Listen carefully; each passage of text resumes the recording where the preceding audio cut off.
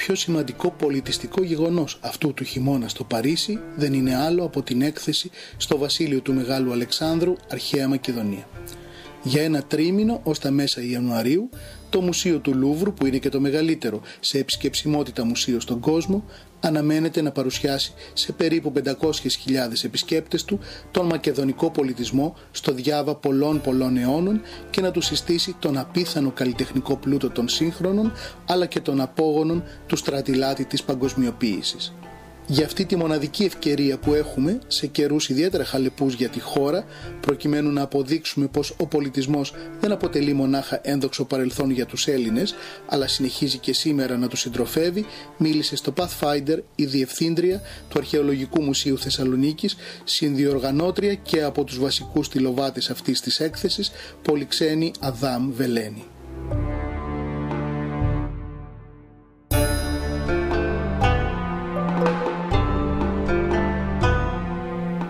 Η έκθεση που γίνεται στο Λούβρο αποτελεί καρπό συνεργασίας πολλών εμφοριών αρχαιοτήτων, πολλών αρχαιολόγων, Ελλήνων και Γάλλων, και είναι ένα προϊόν μιας 7χρονης δουλειάς όλων αυτών των ανθρώπων που σκέφτηκαν να παρουσιάσουν τη Μακεδονία στη Γαλλία.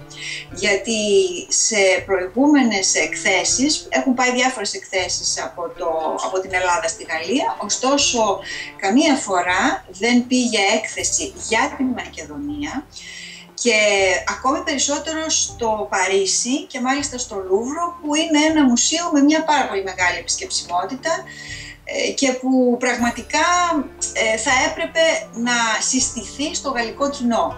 Επιπλέον, ότι οι Γάλλοι θεωρούν ότι είναι αυτοί που έχουν συστήσει την Μακεδονία στην Ευρώπη, γιατί τον 19ο αιώνα με τον Λεόνεζε είναι αυτοί οι πρώτοι που ήρθανε και περιηγηθήκαν τη Μακεδονία και κάναν και τις πρώτες ανασκαφικές έρευνες.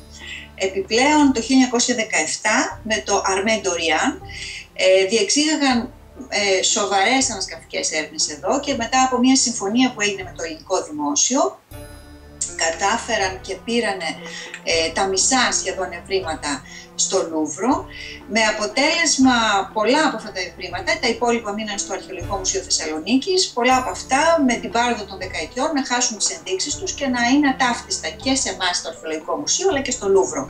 Με την ευκαιρία λοιπόν της έκθεσης έγινε μια πάρα πολύ σοβαρή έρευνα στις αποθήκες μας, έγινε μια συγκριτική μελέτη των δεδομένων μας και των ημερολογίων που είχαμε όλοι, των στοιχείων των διάφορων, και ταυτοποιήθηκαν τα ευρήματα αυτά και ακόμη ταυτοποιούνται. Επομένως η έκθεση όχι μόνο προβάλλει τη Μακεδονία σε όλη την Ευρώπη, στο κεντρικότερο μουσείο της και στο πολυπληθέστερο, αυτό που δέχεται τους περισσότερους επισκέπτες, αλλά ταυτόχρονα υπήρξε και επιστημονική συμβολή από αυτή την έκθεση, γιατί αφενός οι Γάλλοι εξέθεσαν ό,τι υπήρχε και δεν υπήρχε από τη Μακεδονία στο Λούβρο, και πιστέψτε με, ούτε εμείς γνωρίζαμε ότι υπήρχαν τόσα πολλά πράγματα. Δηλαδή η έκθεση περιλαμβάνει συνολικά 1000 αντικείμενα και τα 350 είναι από τις αποθήκες του Λούβρου. Βεβαίως αυτά δημοσιεύονται και στον κατάλογο του Λούβρου, που σημαίνει ότι είναι ακόμη μεγαλύτερη η συμβολή, γιατί θα μείνουν εσαί και μετά την πάροδο και τη λήξη της έκθεσης. Έβγαλαν λοιπόν από τις αποθήκες τους οι Γάλλοι όλα αυτά τα αντικείμενα και ταυτόχρονα ταυτοποιήθηκαν τα σύνολα και ενοποιήθηκαν μαζί σε αυτή την έκθεση, και αυτά δημοσιεύονται επίσης σε έναν ογκωδέστατο κατάλογο, αλλά μπορεί κανείς να τα δει και μέσα στην έκθεση, η οποία είναι θεματική, με 9 θεματικές μεγάλες ενότητες που παρακολουθούν αυτές οι ενότητες την ιστορία της Μακεδονίας από τους μικναϊκούς χρόνους, από την ύστερη εποχή του Χαλκού δηλαδή, μέχρι και τον 4ο αιώνα μετά Χριστόν. Η έκθεση αποχαιρετά σχεδόν τον επισκέπτη με ένα πάρα πολύ χαρακτηριστικό τρίλεπτο φιλμάκι, το οποίο όσο σύντομο είναι τόσο περιεκτικό, που το φιλμάκι αυτό είναι του Ιδρύματος Μίζωνος Ελληνισμού, που είναι προσφορά του Ιδρύματος στην έκθεση. Μας μιλάει για το συμπόσιο και για τα σπίτια της Πέλλας, τα περίφημα μεγάλα σπίτια της Πέλλας του 4ου αιώνα, που τα μιμήθηκαν στη συνέχεια και οι Ρωμαίοι. Το πάρα πολύ ωραίο σε αυτό το φιλμ είναι ότι η πολύ μεγάλη προσοχή στο πώς θα αποδοθούν τα έπιπλα και τα αντικείμενα της εποχής, και το πολύ χαριτωμένο είναι ότι σε αυτά τα δωμάτια των συμποσίων περιλαμβάνονται αντικείμενα της έκθεσης, το οποίο δεν ήταν και τόσο απλό να γίνει. Πραγματικά είναι ένα σπουδαίο επίτευγμα των ανθρώπων που το δημιούργησαν αυτό το φιλμάκι και είναι άξιοι συγχαρητηρίων γι' αυτό.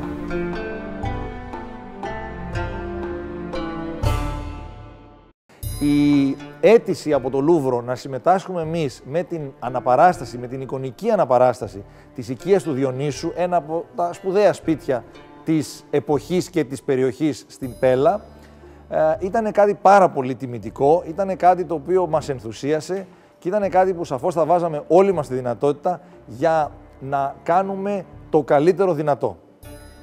Η δυσκολία που το Ίδρυμα Μίζωνος Ελληνισμού είχε να αντιμετωπίσει είναι ότι έπρεπε να πάρουμε τα αρχαιολογικά δεδομένα, όσο πολλά ή λίγα είναι αυτά, και να αναπαραστήσουμε όλο το σπίτι, όλη την οικία, σε κάθε δυνατή λεπτομέρεια, σε κάθε γωνιά του σπιτιού, κάθε λεπτομέρεια των αντικειμένων που είναι μέσα στο σπίτι, και βεβαίως να έχουμε μία πορεία μέσα σε αυτό το σπίτι, ώστε να δίνει στον επισκέπτη της έκθεσης του Λούβρου και όχι μόνον την γενική ιδέα αυτής της οικίας.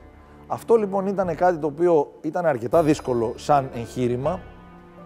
Πρώτον, διότι έπρεπε να κλείσουμε τις τρύπες που η αρχαιολογική ανασκαφή, η αρχαιολογική έρευνα είχε αφήσει, όπως για παράδειγμα το ότι λείπανε κομμάτια από τα ψηφιδωτά, από την οικία ολόκληρη, και βεβαίως να το κάνουμε με έναν τέτοιο τρόπο ώστε η πορεία μέσα στο ψηφιακό σπίτι, μιλάμε δηλαδή για καταστάσεις Hollywood, να είναι όσο πιο αληθοφανής, όσο πιο ενδιαφέρουσα γίνεται σε αυτά τα λίγα 3 λεπτά που μας είχε δώσει το Λούβρο σαν μέγιστη δυνατότητα παρουσίασης αυτού του σπιτιού.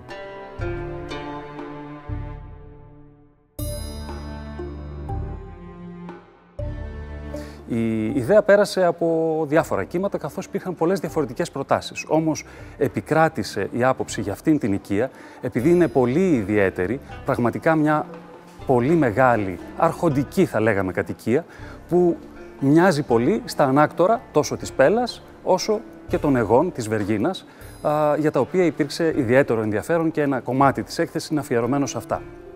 Επομένως, η επιλογή της ήταν μια συνδυαστική λύση, έτσι που να φανεί όσο το δυνατόν καλύτερα η ιδιωτική κατοικία στην αρχαιότητα σε μια πόλη του Μακεδονικού Βασιλείου που άκμαζε στα χρόνια μετά τον Αλέξανδρο.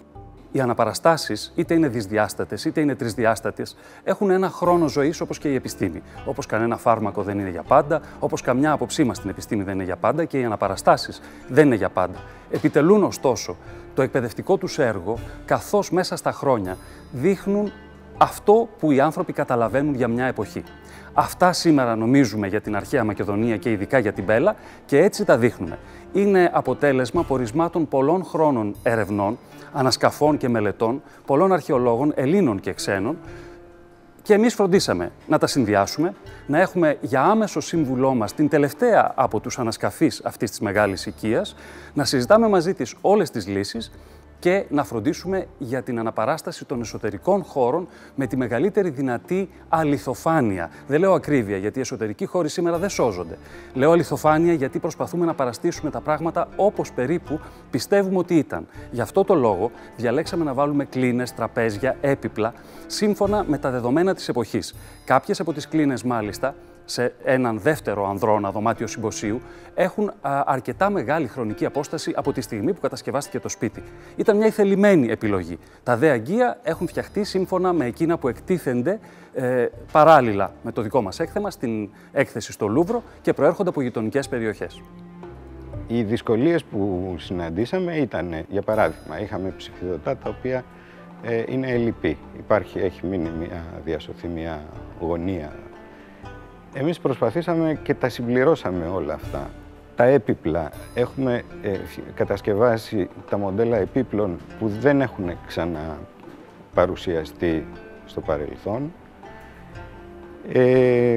Γενικά το αποτέλεσμα προσπαθήσαμε να είναι όσο πιο πλήρες, με την έννοια που έλεγε και ο Θάνος, ότι δεν είναι μία ακριβής αναπαράσταση, αλλά μία αληθοφανής αναπαράσταση, όπου βλέποντάς την καταλαβαίνεις ότι ναι, εδώ θα μπορούσαν να ζουν άνθρωποι.